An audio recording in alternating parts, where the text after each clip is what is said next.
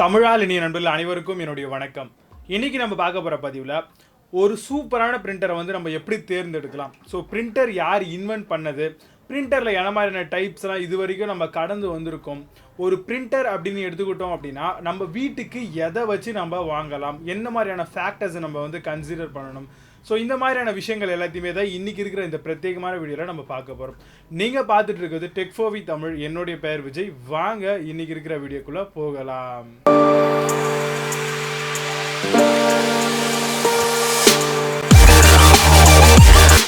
1938ஆம் ஆண்டு பிரிண்டரை வந்து இன்வென்ட் பண்ணாங்க. இன்வென்ட் பண்ணது யாருன்னு கேட்டிங்கன்னா சிஸ்டர் கிரெல்சன் அப்படின்னு சொல்லக்கூடிய நபரால் வந்து உருவாக்கப்பட்டதுங்க. அந்த டைமில் வந்து பார்த்தீங்கன்னா இது எலக்ட்ரோ ஃபோட்டோகிராஃபி பிரிண்டர் அப்படின்னு சொல்லலாம். ஸோ அதாவது காமனாக நம்ம அழைக்கிறது வந்து பார்த்தீங்கன்னா ஜெராக்ஸ் அப்படின்னு சொல்லுவோம். ஸோ அதை கான்செப்டை பேஸ் பண்ணி தான் அந்த காலகட்டத்தில் வந்து இவர் இந்த பிரிண்டரை உருவாக்குனார். இந்த பிரிண்டரில் இருக்கக்கூடிய சில சுவாரஸ்யமான விஷயங்கள் வந்து பார்த்தீங்க அப்படின்னா அந்த காலகட்டத்தில் வந்து ரொம்பவே வந்து இம்பாக்ட் பண்ணுச்சு அப்படின்னு சொல்லலாம். பெரிய அளவில் ஒரு விஷயத்தை வந்து அதிசயமாக பார்க்கப்பட்ட விஷயமும் கூட. 1953ஆம் ஆண்டு ஃபாஸ்ட் ப்ராசஸிங் பிரிண்டர்ஸ் எல்லாமே கொஞ்சம் கொஞ்சமாக வந்து அடுத்த கட்டத்துக்கு மூவ் பண்ணுச்சு அப்படின்னே சொல்லலாம். இதுதான் பிரிண்டருடைய ஹிஸ்ட்ரி. ஒரு பிரிண்டர் அப்படின்னு எடுத்துக்கிட்டோம் அப்படின்னா அதில் என்ன மாதிரியான வெரைட்டிஸ் இருக்குது, அதாவது என்ன மாதிரியான டைப்ஸ் எல்லாமே மார்க்கெட்டில் இருந்துகிட்ருக்கு. Laser printer, solid ink printer, LED printer, 3D printer, dot matrix printer, business inkjet printer, home inkjet printer, multi functional printer, அது மட்டும் இல்லாமல் பிடி பிரிண்டர் அப்படின்னு சொல்லிட்டு பல வெரைட்டியாக சொல்லலாம். கிட்டத்தட்ட ஒரு 8 வெரைட்டிஸில் வந்து பார்த்தீங்க அப்படின்னா நம்ம நிறைய பிரிண்டர்ஸ் வந்து பார்த்துக்கிட்டு தான் வந்துக்கிட்டு இருக்கோம். அந்த வகையில் இப்போ கரண்ட் மார்க்கெட்டில் ரொம்பவே ஃபாஸ்ட்டாக மூவ் ஆகக்கூடிய பிரிண்டர் என்னன்னு பார்த்தீங்க அப்படின்னா லேசர் பிரிண்டரும் இங்க்ஜெட் பிரிண்டரும் ரொம்பவே நல்ல மூவ்மெண்ட்டில் இருந்துக்கிட்டு இருக்கு. அது மட்டும் இல்லைங்க, இந்த 2 பிரிண்டரை கடந்தும் மல்டி ஃபங்க்ஷனல் பிரிண்டர் அப்படின்னு சொல்லக்கூடிய ஆப்ஷன் வந்து ஒவ்வொரு வீடுகள்லையுமே வந்து பெரிய அளவில் பயன்படுத்திக்கிட்டு இருக்காங்க. இப்போ ஒரு பிரிண்டர் அப்படின்னு சொல்லிட்டோம். ஓகே, இதில் என்ன மாதிரியான பிராண்ட்ஸ் எல்லாம் வந்து பிரிண்டர்ஸ் வந்து ப்ரொவைட் பண்ணுறாங்க. சாம்சங், எப்சன், பிரதர், ரிகோ, கெனோன், இது போல் இருக்கக்கூடிய பிராண்ட்ஸ்ன்னு சொல்லிக்கிட்டே போகலாம். நிறைய பிராண்ட்ஸ் வந்து ப்ரொவைட் பண்ணுறாங்க. மேஜரான பிராண்ட்ஸ் அப்படின்னு எடுத்துக்கிட்டோம்னா நான் சொன்ன பிராண்ட்ஸ் அப்படின்னே சொல்லலாம். இப்போ பிரிண்டரை வந்து நம்ம பார்த்தாச்சு, அதோடைய டைப்ஸ் என்ன அப்படிங்கிற எல்லா விஷயமும் தெரிஞ்சுக்கிட்டோம். இப்போ ஒரு பிரிண்டர் நம்ம வீட்டுக்கு வாங்கணும் இல்லை ஒரு ஆஃபீஸ்க்கு வாங்கணும், என்ன மாதிரியான விஷயங்களை நம்ம கன்சிடர் பண்ணணும். ஃபர்ஸ்ட்டு ஆப்ரேட்டிங் சிஸ்டம் அப்படின்ற ஒரு கான்செப்ட்டுக்கு நம்ம வந்தாச்சு. ஸோ இந்த ஆப்ரேட்டிங் சிஸ்டம் வந்து பார்த்தீங்கன்னா இதில் என்ன இருக்கிறது எல்லாத்துலேயுமே யூஎஸ்பியை போட்டு கனெக்ட் பண்ணால் பிரிண்டர் ஒர்க் ஆக போகுது அப்படி கிடையாதுங்க. ஒவ்வொரு பிரிண்டருக்குமே வந்து சாஃப்ட்வேர்ஸ் அப்படின்னு சொல்லி கொடுத்துருப்பாங்க. ஸோ அது வந்து பார்த்தீங்க அப்படின்னா லினக்ஸ் மாதிரி இருக்கக்கூடிய சில ஓஎஸில் பார்த்தீங்க அப்படின்னா சரியான முறையில் செட் ஆகாது. ஸோ அதனால் வந்து பார்த்தீங்கன்னா நீங்கள் வாங்கக்கூடிய பிரிண்டருடைய கம்பேட்டபிலிட்டி, ஓஎஸ் கம்பேட்டபிலிட்டியை நீங்கள் செக் பண்ணிக்கணும். என்ன மாதிரியான ஒரு பிரிண்டரை நீங்கள் சூஸ் பண்ண போகிறீங்க, லேசர் சூஸ் பண்ண போகிறீங்களா, இங்க்ஜெட்டா, இல்லை பிளாக் அண்ட் ஒயிட்டா, இல்லை கலரா.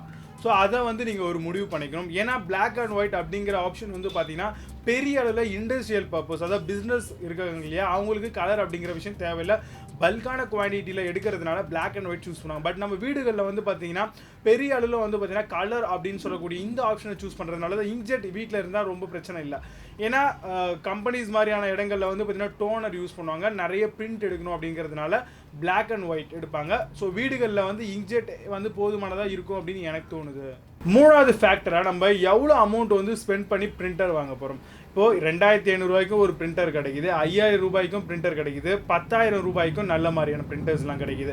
நீங்கள் கொடுக்கக்கூடிய காசை பேஸ் பண்ணி தான் வந்து பார்த்தீங்கன்னா அதோடைய அந்த டோனராக இருக்கட்டும், டோனருடைய சைஸாக இருக்கட்டும், பிரிண்டிங் குவாலிட்டிஸாக இருக்கட்டும், இல்லை பிரிண்டிங் குவான்டிட்டியாக இருக்கட்டும். ஸோ இந்த மாதிரியான கான்செப்ட் எல்லாமே இதை பேஸ் பண்ணி தாங்க வரும்.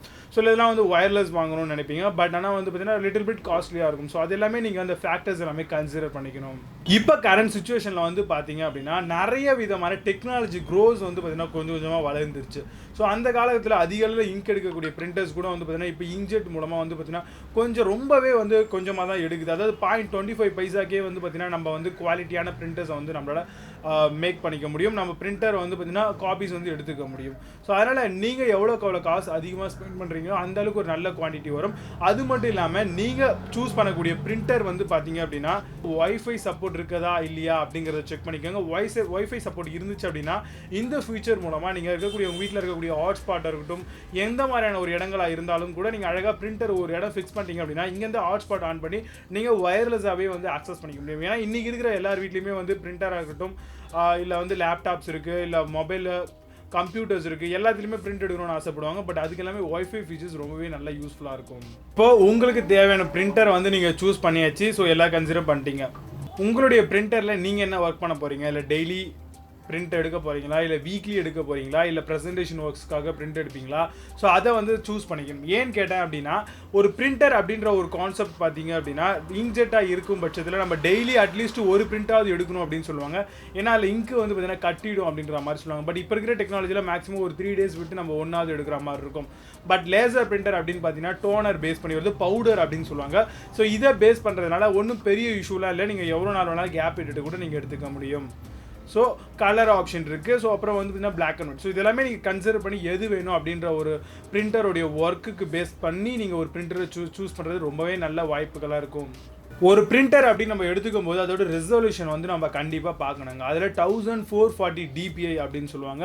மினிமமாக அந்த அளவுக்கு இருந்தால் மட்டும்தான் நீங்கள் எடுக்கக்கூடிய ஜெராக்ஸாக இருக்கட்டும், இல்லை பிரிண்டிங்காக இருக்கட்டும், எல்லாமே ரொம்ப குவாலிட்டியாக வரும் அப்படின்னே சொல்லலாம். ஸோ அதனால் ரெசல்யூஷனை வந்து இம்பார்ட்டன்ட் ஃபேக்டராக நீங்கள் செக் பண்ணணும். பிரிண்டருடைய லோட்ஸ், பிரிண்டருக்கு நம்ம எந்த அளவு நம்மளுடைய வாங்கக்கூடிய பிரிண்டரோட லோடு வந்து தாங்கும், எந்த அளவுக்கு அதோட ஹீட்டிங் கெப்பாசிட்டி இருக்கும் அப்படின்னு நீங்கள் பார்க்கணும். கண்டினியூஸாக நீங்கள் ஒரு பிரிண்ட் எடுக்க போகிறீங்க அப்படின்னா நீங்கள் வந்து காஸ்ட்லியாக எடுக்கிறது ரொம்பவே நல்ல விஷயமா இருக்கும் அப்படின்னு நினைக்கிறேன். ஏன்னா நீங்கள் எடுக்கக்கூடிய ஒரு பிரிண்டாக இருந்தது அப்படின்னா நீங்கள் ஒரு 5000 ரூபாய்க்குள்ளேயே நல்ல பிரிண்டர் வாங்கிக்கலாம். பட் லோடு அதிகமாக பிரிண்டருடைய ஹீட் ஆகும். அதே போல் அதில் இருக்கக்கூடிய அந்த கெப்பாசிட்டிஸ் வந்து பார்த்தீங்கன்னா பெரிய அளவில் குறையும். இவ்வளோ பேஜுக்கு இவ்வளோ வாரண்டின்னு கொடுப்பாங்க. ஏன்னா அதை பேஸ் பண்ணி தான் வந்து பார்த்தீங்கன்னா அந்த வாரண்டி ஃபேக்டரியும் வந்து கன்சிடர் ஆகுது. ஸோ அதனால் நீங்கள் வாங்கக்கூடிய பிரிண்டரில் வந்து லோட் கெப்பாசிட்டி எவ்வளோ பேஜஸ் எடுக்கலாம் அப்படிங்கிறத நல்லா செக் பண்ணிக்கோங்க. எவ்வளோ பேஜுக்கு வாரண்டி கொடுக்குறாங்க அப்படிங்கிறதையும் வந்து நீங்கள் மிக முக்கியமாக பார்க்கக்கூடிய விஷயமா இருக்குது. ஆப்ரேட்டிங் காஸ்ட் அப்படின்னு சொல்லுவாங்க. நம்ம வாங்கக்கூடிய பிரிண்டரில் வந்து பார்த்தீங்கன்னா நம்ம எவ்வளோ பேஜஸ், இவ்வளோ இங்கில் எவ்வளோ பேஜஸ் எடுக்கலாம், எவ்வளோ காஸ்ட் ஆகும், எவ்வளோ பேப்பர்ஸ் வந்து செலவாகும், என்ன மாதிரியான GSM பேப்பரை வந்து நம்ம யூஸ் பண்ணணும், இதெல்லாமே நம்ம ஃபேக்டர்ஸை கன்சிடர் பண்ணால் மட்டும்தான் ஒரு நல்ல குவாலிட்டியான ஒரு பிரிண்டிங்கை வந்து நம்மளால் வந்து எடுக்க முடியும். அப்படிங்கிறது ரொம்ப ரொம்ப முக்கியமான விஷயம். ஸோ அதனால் இதையும் நீங்கள் கன்சிடர் பண்ணிக்கணும். சில பிரிண்டர்களில் வந்து பார்த்தீங்கன்னா போஸ்ட் ஸ்கிரிப்ட் ஃபாண்ட்ஸ் அப்படின்னு சொல்லுவாங்க. அது எல்லாமே சப்போர்ட் பண்ணாது. ஃபார் எக்ஸாம்பிள் இங்க்ஜெட் பிரிண்டர்ஸ் எல்லாமே வந்து ஒரு சில பிரிண்டர்ஸ் வந்து சப்போர்ட் ஆகாமல் இருக்குது. ஸோ அதனால் லேசர் பிரிண்டர் அந்த மாதிரியான ஆப்ஷன்களுக்கு நீங்கள் போகும்போது லேசர் பிரிண்டரை சூஸ் பண்ணிக்கிறது ரொம்பவே நல்ல ஆப்ஷனாக இருக்கும். வாரண்டி, அதுக்கப்புறம் செட்டப், நம்மளுடைய பிரிண்டர் நம்ம எப்படி வந்து OS கீலாம் போட்டு செட்டப் பண்ணுறோம், எவ்வளோ சீக்கிரத்தில் அது ஃபாஸ்ட்டாக செட் ஆகுது, இமேஜ் ப்ராசஸிங் எந்த அளவுக்கு இருக்குது. ஏன்னா சில பிரிண்டர்ஸ்களில் வந்து பார்த்தீங்கன்னா நீங்கள் ஸ்கேன் பண்ணிங்க அப்படின்னா அது எடுக்கும் ஒரு 5 நிமிஷம் ஆகும். ஸோ ஸ்கேன் ஆகிறதுக்கு. ஸோ அதையும் அந்த ஃபேக்டர்ஸையும் நீங்கள் செக் பண்ணிட்டு எது நமக்கு சூஸபிளாக இருக்கும், எந்த காஸ்ட்டில் நம்ம வாங்கணும் அப்படின்னா நம்மளுடைய வேலை ஃபாஸ்ட்டாக முடியும் அப்படிங்கிறத செக் பண்ணிவிட்டு நீங்கள் பிரிண்டரை சூஸ் பண்ணுறது நல்ல ஆப்ஷனாக எனக்கு தோணுது. மேக்ஸிமம் நிறைய பேர் வீடுகளுக்கு பிரிண்டர் வாங்கணும் அப்படின்னு நினச்சாங்கன்னாவே மேக்ஸிமம் நீங்கள் 3-in-1 மல்டி ஃபங்க்ஷனல் பிரிண்டரை வாங்குறது ரொம்ப நல்ல வாய்ப்பாக இருக்கும் எனக்கு தோணுது. ஏன்னா பிரிண்டர் அப்படின்னு எடுத்துக்கிட்டோம் அப்படின்னாவே கண்டிப்பாக வந்து பார்த்தீங்கன்னா நம்ம பிரிண்ட் பண்ணுறது மட்டும் விடுறதில்லை. இப்போ நிறைய பேர் காப்பி பண்ணுவோம். அதாவது ஜெராக்ஸ் கடைக்கு போகிறத விட வீக்லியே ஜெராக்ஸ் பண்ணிக்கலாம், ஸ்கேன் பண்ணிக்கலாம். நம்மளுடைய டாக்குமெண்ட்டை வந்து பார்த்தீங்கன்னா நம்ம வந்து ஒரு சாஃப்ட் காப்பியாக மெயின்டைன் பண்ணணும் அப்படின்னு நினச்சோன்னா கண்டிப்பாக இந்த 3 விஷயங்கள் நீங்கள் இருக்கிறதா பார்த்து வாங்கணும். ஸோ மேக்ஸிமம் மார்க்கெட்டில் எல்லாத்துலேயுமே வந்து ஹோம் பிரிண்டர் அப்படின்னு நம்ம சூஸ் பண்ணும்போது 3-in-1 பிரிண்டரை வந்து பெரிய அளவில் நம்மளுக்கு சஜஸ்ட் பண்ணுவாங்க. நம்மளும் அது இருக்கா இல்லையா அப்படிங்கிறத செக் பண்ணி வாங்கிக்கிறது நல்லது. அதாவது நீங்கள் வாங்கக்கூடிய பிரிண்டரில் ஃபோட்டோ பிரிண்ட் ஸ்கேன் அப்படின்னு சொல்லி கொடுப்பாங்க, இல்லைனா காப்பி பிரிண்ட் ஸ்கேன் அப்படின்னு சொல்லி கொடுத்துருப்பாங்க. ஸோ இது இருக்கா இல்லையான்றதை நல்லா செக் பண்ணிவிட்டு வாங்கிக்கோங்க. இப்போது பேப்பர், நம்ம வாங்கக்கூடிய பிரிண்டருக்கு எந்த குவாலிட்டியில் பேப்பர் நம்ம கொடுக்கணும் அப்படின்னு கேட்டிங்கன்னா, இப்போ நீங்கள் வந்து இங்க்ஜெட் பிரிண்டர் யூஸ் பண்ணுறீங்க அப்படின்னா கண்டிப்பாக 75 to 80 GSM பேப்பர் யூஸ் பண்ணிங்க மட்டும்தான் உங்களுக்கு இங்க் பிரிண்டரில், அதாவது இங்க்ஜெட் பிரிண்டரில் நல்ல குவாலிட்டியான பிரிண்டிங்ஸ் எல்லாத்தையும் நீங்கள் எடுத்துக்க முடியும். இதை தாண்டி நீங்கள் வந்து லேசராக இருந்தது அப்படின்னா நீங்கள் குவாலிட்டி வைஸில் கம்மியாக இருந்தாலும் ஓகே. பட் இங்க்ஜெட் அப்படின்னும்பொழுது அது வந்து பார்த்திங்கன்னா உங்களுக்கு வந்து லிக்விட் ஃபார்மில் வந்து உங்களுக்கு பிரிண்ட் ஆகிறதுனால நீங்கள் சூஸ் பண்ணக்கூடிய பிரிண்டர் கண்டிப்பாக வந்து இங்க்ஜெட்டாக இருந்துச்சுன்னா நீங்கள் 75 to 80 GSM பேப்பரை வந்து தயவு செஞ்சு யூஸ் பண்ணுங்கள். அதுதான் உங்களுக்கு பெஸ்ட்டான ஒரு ஆப்ஷனாக இருக்கும். இவ்வளோ சொன்னீங்க, ஓகே. இப்போ எனக்கு வந்து பிரிண்டர் நான் வாங்கினேங்க, என்ன மாதிரியான பிரிண்டர்லாம் நீங்கள் சஜஸ்ட் பண்ணுறீங்க அப்படின்னு என்ன கேட்டிங்கன்னா, நான் உங்களுக்கு ஃபர்ஸ்ட்டு எப்சன் L380 அப்படின்ற பிரிண்டரை சஜஸ்ட் பண்ணுவேன். அப்புறம் HP 410, சாம்சங் SCX 3401, அதுக்கப்புறம் பிரதர் அப்படின்னு கேட்டிங்கன்னா ECPT 100W அப்படின்னு சொல்லக்கூடிய மாடலும் நல்லா இருந்துகிட்ருக்குங்க. கெனோனில் கேட்கும் பொழுது 25775 அப்படின்னு சொல்லக்கூடிய பிரிண்டர் ரொம்பவே குவாலிட்டியாக இருக்குது. ஹெச்பி பார்த்தீங்க அப்படின்னா M1136 அப்படின்னு சொல்லக்கூடிய பிரிண்டர் குவாலிட்டி வந்து ரொம்பவே சூப்பராக இருக்குங்க. ஸோ இந்த பிரிண்டர்ஸ் எல்லாம் நீங்கள் வாங்கணும், இல்லை எனக்கு பெஸ்ட்டு பையாக நீங்கள் சஜஸ்ட் பண்ணணும் அப்படின்னு நினச்சிங்கன்னா கண்டிப்பாக எனக்கு ஃபஸ்ட்டு நீங்கள் டிஸ்கிரிப்ஷனை செக் பண்ணிக்கோங்க. அதில் பர்ச்சேஸ் லிங்க்ஸ் இருக்கும். ரெஃபர் பண்ணுறதா இருந்தாலும் பண்ணிவிட்டு உங்களுக்கு இதில் ஏதாவது டவுட் வந்தால் மட்டும் எனக்கு கமெண்ட் பாக்ஸில் கமெண்ட் பண்ணுங்கள். ஏன்னா டிஸ்கிரிப்ஷன் நீங்கள் பார்க்காம எது பெஸ்ட்டாக இருக்கும் அப்படின்னு எனக்கு கேட்குறீங்க. பட் ஃபஸ்ட்டு நீங்கள் நான் தான் உங்களுக்கு அழகாக டிஸ்கிரிப்ஷனில் கொடுத்துருக்கேன், செக் பண்ணிக்கோங்க. பிடிச்சா அந்த லிங்க் யூஸ் பண்ணி வாங்கிக்கோங்க. இல்லை உங்களுக்கு ஓனாக வந்து நீங்கள் ஆஃப்லைனில் வாங்குறதா இருந்தாலும் வாங்கிக்கோங்க. ரெஃபர் பண்ணுறதுக்கு தயவு செஞ்சு யூஸ் பண்ணிக்கோங்க. யாருக்காவது சொல்லணும் அப்படின்னு நினச்சா கூட இந்த வீடியோ ஷேர் பண்ணுங்கள். கண்டிப்பாக உங்களுக்கு பயனுள்ளதாக இது அமையும்.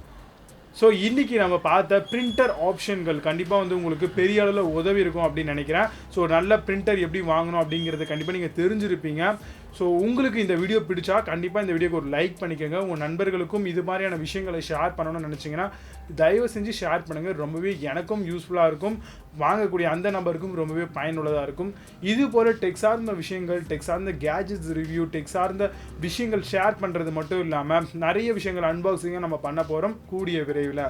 அதெல்லாம் நீங்கள் தெரிஞ்சுக்கணும் அப்படின்னு நினச்சிங்கன்னா நம்மளுடைய சேனலை இன்னும் நீங்கள் சப்ஸ்கிரைப் பண்ணாமல் இருக்கும் பட்சத்தில் சப்ஸ்கிரைப் பண்ணிவிட்டு பக்கத்தில் இருக்கக்கூடிய பெல் ஐக்கானை கிளிக் பண்ணிட்டீங்க அப்படின்னா நம்ம போடக்கூடிய ஒவ்வொரு வீடியோஸும் உங்களுக்கு நோட்டிஃபிகேஷன்ஸாக வந்துடும்.